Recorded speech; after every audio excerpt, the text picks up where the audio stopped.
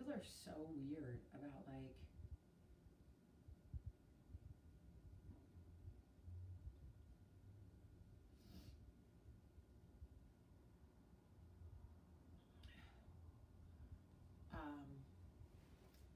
okay, so isn't it so weird that I still have a picture of me and my sisters up in here and I don't speak to either one of them? Like, maybe put somebody else in the picture frame. Jamie? Hi guys, happy Friday. Happy Friday to you. I wish I had my coffee. I'll get it.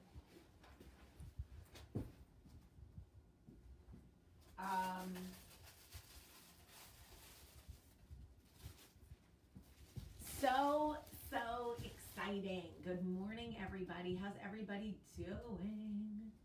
Hi. Hello.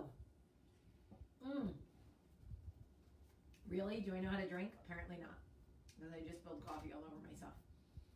Good morning. Welcome to Coffee Talk. And I have a couple of things to tell you. I have just like a few stories to tell you. First, I want to tell you that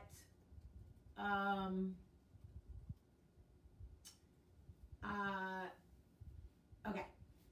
So first and foremost, I want to let everybody who has ordered the tea towels know that so many of them are done. They are handmade here in Alabama. So like, we make every towel, and by we I mean Carrie. And can I get closer to the microphone? I can't hear you. I swear I can't win. Like, it's not a joke. It's because this gets covered. Hold on. Let me see if I can. Oh, let me see. I swear, like, you can't win for losing. Like, oh, eat a fat one, Facebook. Hold on. What I need to do is do it in a way that, like, oh, fuck. Hold on. Can you hear me now? Can you hear me now? Can you hear me now? I don't know. I know you guys on Instagram can hear me, but it's Facebook that always has an issue. It's because I don't know if you guys can hear me. Can you? Maybe turn up your volume. Pump up the volume, pump up the volume, pump up the volume. Dance. Boom, boom, boom, boom, boom. Okay, anyway, I have 2 boxes of the tea towels, and I am so excited to get these out to you. I am so grateful to you guys. Let me just say, this isn't an infomercial. I'm allowed to be excited about the things that I'm excited about. I don't come on here and try to sell you shit every day. I won't even tell you a product I use unless I know for sure the product works. I don't try to sell anything. But sometimes I get really excited about things because they are like things I love so much. And y'all know I love to decorate for fall. And I love a twofer. I love a twofer. So do you understand how much I love being able to hang this in my kitchen for September, October, and then turn it to this for Halloween, and then turn it back to this? I love this. Are you kidding me? So freaking fun. I absolutely love these. Anyway, thank you to everybody who ordered. Mary, thank you for all your hard work. Thank you for taking all the orders. I'm shipping these all out to you, Mary. And Mary is going to be mailing these all out to you guys. And I'm just incredibly grateful to you guys for your support and for just like loving the same thing that I love. Hold on, I'm gonna check I think it's because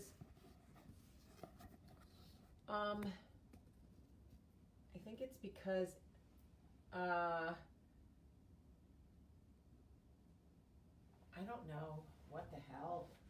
What the hell? Okay. So it's the microphone is covered, but like there's no way to prop up anything without covering a microphone. Maybe Apple can put the microphone at the fucking top of the iPad as it can't hear you. Oh, for fuck's sake, I give up. Seriously. The tea towels are at stateofstyleJewelry.com. StateofstyleJewelry.com. And they are, I'm trying to see, like, Jackson, what is a way that I could see, like, it is, I'm so frustrated. I have to be honest. It's not even fun when people are just commenting nonstop. I can't hear you. I can't hear you. I don't know what else to do. So I'm just going to talk. And if you can't hear me, I apologize. Okay, so anyway, the tea towels are at stateofstyleJewelry.com.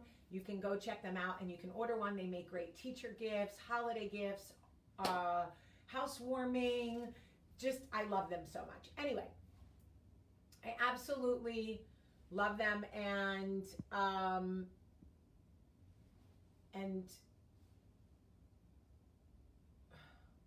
then you have people who say, I can hear you, why are you yelling? Whew. So I want to tell you a story. So my son comes home and tells me that there's drama in his world.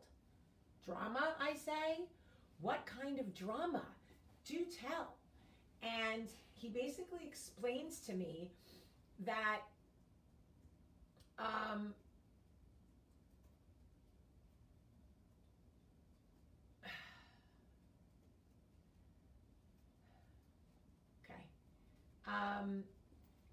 my son basically explains to me that somebody he knows said the worst word in the world. The worst word in the world? He says, yeah, in the world. Is it the F word? No, Mom. The worst word in the world. Is it MF? No, Mom. Mom, it is the worst word in the world. So now I'm like, oh boy. Did somebody on the field say, see you next Tuesday? Because I can't imagine. Then I say, did they take the Lord's name in vain? No, Mom, it's worse than that. It's the worst word in the world. Worse than taking the Lord's name in vain? I'm telling you, Michael and I were dialed all the way in. Like, we got to hear this. And I say, and he basically tells me how he handled it, and I'm going to keep those details private, but I'm very proud of my son. But anyway, my son proceeds to say to me, Mom, it starts with an N and ends with an R. Michael and I were like this. Now, I have to tell you, it didn't even occur to me. It didn't even occur to me. Okay? Because my children are not, they don't hang out, like, they're not surrounded by that. That's not in their peripheral. Like, we don't even, I was thinking F word, C word, whatever. I just want you to know that I have never specifically, now, he certainly knows who I am and what I stand for and who I work with and who I've dated and who I love and where my little sister is from and all of the products that make up me. But I have never sat my son down specifically and said, I would like to talk to you about the worst word in the world. And that word is this, right? Okay. The reason I tell you this is my son knew it. He knew it was the worst word in the world, and he reacted as such. And let me tell you something. Our children are listening. We don't think they are, but they are. And when we do those stupid things we do in our house, and we speak the way we speak, and we get impassioned about the things we believe in, and we talk strongly about the people that we love, and they're listening to everything we say, to the way that we react. Perfect example. I'm going to give you a perfect example of how our children are listening. Charlie came to me one day, and by one day I mean 2 damn days ago, and she said, "What's a Jewish nose?" And I was like, "What?" And she was like, "What's a Jewish nose?" And I was like, "A nose that a Jewish person has?" And she was like, "Well, one time you said that you didn't get your dad's Jewish nose." And I was like, holy shit. This is how stereotypes are perpetuated. At 44, the jokes you make or the things you say in passing to your husband or your friend, and things that you know don't come from a malicious place, a 10-year-old hears and internalizes, and she starts to determine whether that thing is a good thing or a bad thing. So I'm very lucky that she came to me and asked me what I meant, but what it did was remind me and teach me that my children are always listening to me. So in whatever,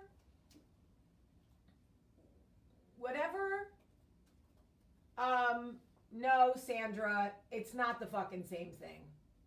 You know what? There always has to be one in the bunch. No, Sandra, the word cracker was not used to marginalize a group of people while they were enslaved with no civil rights. It is absolutely not the same thing. I know you want it to be because you just want it to be so bad, but it isn't, and that's okay. That's okay. It's okay to say, yes, that word is the worst word, because it is. Because it is a word that was used to emotionally, mentally control a group of God's people for our benefit. So it's okay to say being called a cracker is not the same thing. It's not. And by the way, who the fuck says cracker? Nobody. Literally nobody.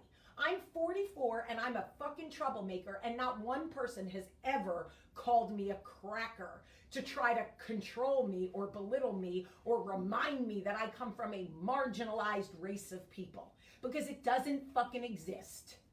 Because I am literally at the top of the fucking food chain, right behind white men. So nobody's gonna be like, Jamie, you're a cracker. Okay. And if we have to disagree on it, Sandra, if you want to call you being flat out fucking wrong a disagreement, then sis, we could disagree all fucking day. But it is not the same thing. Anyway, what I'm telling you is our children are listening. So if Sandra's kids see you on the playground, y'all are fucked. Okay? Listen, y'all don't have to like agree with everything I say, but I am going to tell you when you're wrong, when history, science, or facts prove it. Because you can't do your own research on shit that is proven. I mean, you could, but it's just called Googling or changing history. And that's just it. So, my point is, children are listening. And I didn't even realize that when I said whatever I said, I don't even remember when I said it or how I said it in regards to my dad and me looking at pictures of who looks like who. When I referred to my father's nose as a Jewish nose, to me, I know where that intent comes from. That's my dad. That's my guy. Like, I know what it is. But my 10-year-old didn't get it. And we have to be very, very careful about the things that we say, because they are listening and they are determining what is right or wrong or whatever.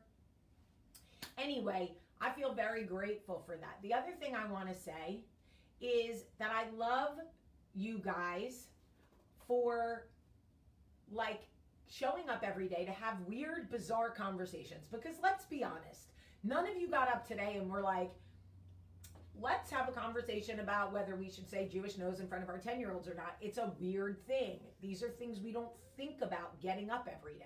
These are not things that we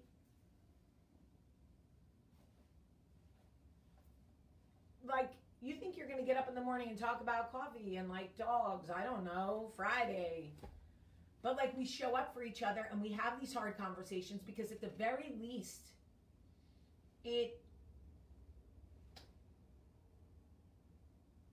it's just, here's the other thing. Here's the last thing I want to say about the N-word. I know that, and I'm speaking to my people right now. I know that there are a lot of Caucasian people that don't say it because they acknowledge that it's hurtful. Full stop. They go like, okay, I would never say that.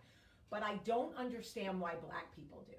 I don't understand why they say it in rap songs and put it on t-shirts and things like that. Now, that is a fair-ish question because we are used to having a monopoly on everything. So when there is a boundary set around something, we feel like, but hold up. Okay, fine. So we agree as a world, this word is bad, but they still get to say it, and I don't like that. The boundary is, it is okay for them and not okay for us. That is the boundary. Now, our superiority complex, that by the way, is in us by proxy of being like the majority race for so long. So you didn't wake up one day with you didn't choose to have a superiority complex, just like you didn't choose to be straight or white or female or whatever. It is in you in the way that the world sees us. The boundary is uncomfortable for you because you don't get it. You can't control it. It's in us to want to be like, but wait, we don't want other people to set that boundary. Why do they get to decide that it's okay for them and not for us? It is the one thing that we like, it just is. It just is what it is. They took the word that was used to oppress them and made it a form of endearment. Period. They get to say it because for them it is love.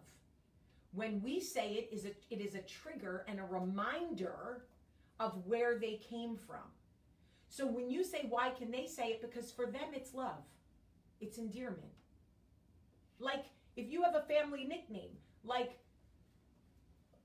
if a Spanish person has a nickname, Gordito, well, maybe they don't want other people to call them Gordo or Gordito because it makes them, maybe it was like they were chubby when they were little and that was their nickname and now they're not. They don't want to be called that. But their mom can still say it because that's Mama Dukes, right? You're not going to insist on being like, well, why can't I call you Gordo? I want to call you Gordito. Well, because it's hurtful and I don't want you to, and it's a boundary. So we don't have to understand everything. The quick answer is because for them, it's love. It's affection. It's endearment. It's common life experience. It's, hey, I see you. My people went through what your people went through. So what's up? Period. That's it. No, there's nothing, they don't, it's not a thing, like we make it such a thing, oh, they could say it, but we can't say it, and I want to call it, no, like bitch in a way, but not, because the N-word has a much more significant cultural footprint than that word, but you could maybe call your best friend a bitch, like, what up, bitch? Maybe you don't do that, but you could, but if someone else said it, you'd be like, boundary. So that's just it. So if you want to, thank you, Joni. I love you for saying that, Joni. And God put you in my path today, Joni, because I thought I was going to lose it. But now here I am and found it because of you. Because you said that's a fair explanation. And truly, it just is. For them, it is love. It is shared common cultural struggle. Period. That's it. And it's a boundary. And we struggle with boundaries. We struggle with them in our day-to-day life. We struggle with them in our marriage. We struggle with them in our friendships. And we struggle with them culturally, right? That's it. We just do. So if for nothing else, you heard this coffee talk today to understand, it makes sense. If they want to say it because it's meaningful to them and it's the way they show love, great. I understand that's not for me. It's okay that not everything is for us. And I also want to say one more thing to you. Now, if you've stuck with me this long, you must really love me, because I know most of you want me to shut up. And I get it. I'm going to shut up soon, I promise you. But I would like to say one more thing. Okay? I would like to say that today, oh, how did I explain Jewish nose to Charlie? Thank you for bringing that back. I explained to her that I was wrong, flat out. I said, oof, mommy should not have said that, and let me tell you why. There are stereotypes in the world, and we talked about some sillier ones about dogs. You know, what happens when people see Rottweilers or Dobermans? What did people used to think when they saw Ace? They made assumptions that he was aggressive or mean, right? Yes. Sometimes people say blonde people are silly or ditzy or dumb, right? They're not, right? Sometimes people see this or that, and they make assumptions and stereotypes, whatever. And we went into the whole thing, and then I explained to her that, you know, I just basically explained the truth to her. I had to explain the truth to her, and I had to own it. She looked at me like I was crazy. And then she was like, you know, basically like, that man's dead. Could you just leave him alone? And I was like, yeah, yes, I can. You're absolutely right, Charlie. But I'm glad she is, because I never would have thought about that. But let me just say this one last thing to you. And this I'm saying to you as a thank you.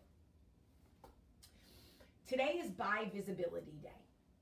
Now I know some of you are going, oh, here she goes again, but just hear me out. I have never, not one time in my entire life, felt marginalized, belittled, left out, made fun of, rejected because I was bisexual. Never, not one time. I have one of the most unique experiences being part of the LGBTQ community that of anyone I know. Nobody has ever, at any stage of my life, been like, you're bad or less than, or we don't want you, or don't sit with us, or whatever, because you're bisexual. Never. Not my mother, not my friends. I never made it a big deal in high school. I kind of did what I wanted to do privately, and like, not because I was ashamed, but just because I was probably cheating on someone and wanted to keep it a secret, if I'm being honest. And I didn't cheat because I was bisexual. I cheated because I was a cheater. Let me make that clear. But so I did not struggle with that, and I still don't. I stand very firmly in my truth. My husband doesn't care. My in-laws already know, you know, it is what it is. Like, I'll deal with my maker when I get there. If he has a problem with it, like, we're gonna have to have a long conversation in purgatory, but we will get our way. We will find our way. Okay. But today is Bi Visibility Day, and the reason that I am,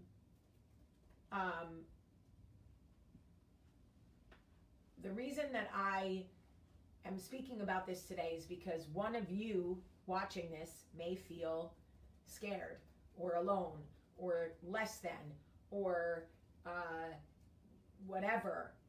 And I want you to know that at the very least you have me, and we're here together, period. And I know that that's not like super comforting if you're excluded in your own life, but I just want you to know that bisexuality is not a phase. It's a very real, beautiful thing. I'm very grateful that I've walked the path that I've walked. I know how lucky I am, because a lot of people don't get that experience. I also share this with you to say that you may have a child right now who is confused or afraid to talk to you, or unsure about how they feel, or something like, I'm a girl and I like boys, but why do I also get butterflies when this girl is around? Why does this girl make me feel away? Well, I can never talk to my mom about that, and that's okay. I'm not saying you have to accept everybody's lifestyle choices. You do not, okay? If my child was a bank robber, and I'm not likening bisexuality to robbing banks, obviously, so don't send me DMs, but if she was, I would love the sinner, but not the sin, right? I would tell her, I don't want to rob banks, and that's not a behavior that I want to be part of, but I'm going to love you through it. That's not a great example, because I would be really fucking pissed if she was robbing banks, but you know what I mean. And so on Bi Visibility Day, I just want to say, if you are a parent who is trying to love your child through figuring things out, if you know that your child wants to have a conversation with you but might be afraid, it is okay for you to start that conversation. It could be something as simple as a text that just says, hey, FYI, I love you regardless of who you love, so long as you always love me. Boop. Thank you. Thank you. Period. And, you know, it could be starting a weird conversation on TV like, can we talk about how beautiful J-Lo is because she's beautiful? And then give them an opportunity to chime in. And listen, if you are old school and you struggle with they, her, he, all the pronouns, that's okay. People understand that it takes time and not everybody will get there. And it doesn't mean that you're homophobic because I ask you to call me they and you call me she. Look, I'm going to tell you the truth. I changed my name to Sullivan when I got married, and it took me probably 8 years to acknowledge that my last name was Sullivan. I still call myself Premack. What? Stop calling me Sullivan. That feels weird. That's not my name. So it's okay if you don't get everything about other people's lifestyles. You are not called to memorize everybody's change and choice and whatever. As long as you truly meet people with respect and you try to like show them that you respect them and love, you know, whatever, people feel that. It's different when you are adamant, like, I'm not calling you they. You were born as she and I'm calling you as she. Well, now you're just an asshole. And you've basically let people know that you're an asshole. But if you genuinely are like, listen, I want to respect your choice and like, I want you to know that I get it, but I'm not probably going to remember the pronoun. I'll do the best I can. People get that. I don't remember that. You know what I mean? Just treat people the way you want to be treated. Period. And here come the two white people who are like, but I've been called cracker. Okay, you have been marginalized. Fuck if you have not been oppressed. Ritz, paging Ritz. Saltine, are you there? You have been oppressed in your life. How? How will you go on? I'm going to pray for you. I am going to pray for the 0.1% of white people who have been genuinely oppressed and marginalized by being called cracker in their life. I'm on it. Jackson, put that on our calendar. Pray for the white people who've been called cracker. We can't, no cracker left behind, Jackson. Clear schedule. No cracker left behind. Anyway, look, I love everybody, and if you've been called cracker and it hurts you, talk to Jesus, y'all. He wasn't white, but he gets it. Okay? He gets it. He's from the Middle East. I don't know, maybe he was Roman. Do we know what he was? I mean, I would just... King of the Jews, isn't that Jewish? Yeah, but Jewish is not a race. Is it? No. It could be Ashkenazi or something else, isn't it? Well, now Jackson's going to determine. Now we've fallen off the rails, folks. Anyway, I love you guys. Truly, I love you. And I just thank you for having these conversations with me. You guys keep me, I don't know, healthy, well, focused, loving, kind. and you call me on my shit, and I'm very proud of my son. And I just, anyway. And if you're bi and you're feeling something, I'm here with you, and I love you. And Jesus was definitely a Jew, because everybody was a Jew back then.